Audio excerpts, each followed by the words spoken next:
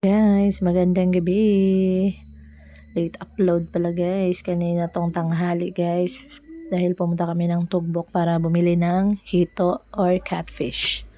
In Bisaya is pantat. So yan guys, magtatagalog muna ako guys. Kasi may followers ako na hindi nakakaintindi ng Bisaya. So yan guys, kailangan kong magtagalog. Sabi niya kasi magtagalog daw ako sa mga video ko. So yan guys.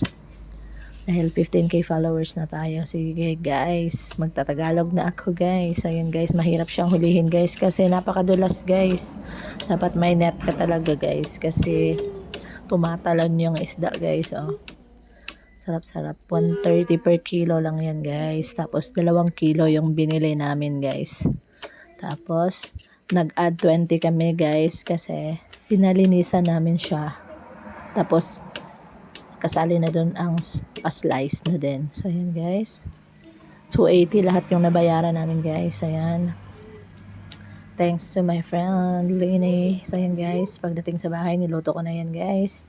Nilagyan ko yan guys ng bawang, sibuyas, luya, tsaka magic sarap, asin, at tsaka vetchin. So, ayan guys. May paminta din yan guys. Tapos suka. Then, toyo. So, ayan guys.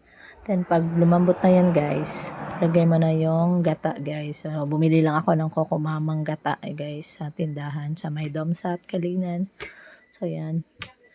Para naman sumarap. Kasi masarap yun pag may gata. Ito ang ating catfish guys. So, yan guys. Malapit na maluto.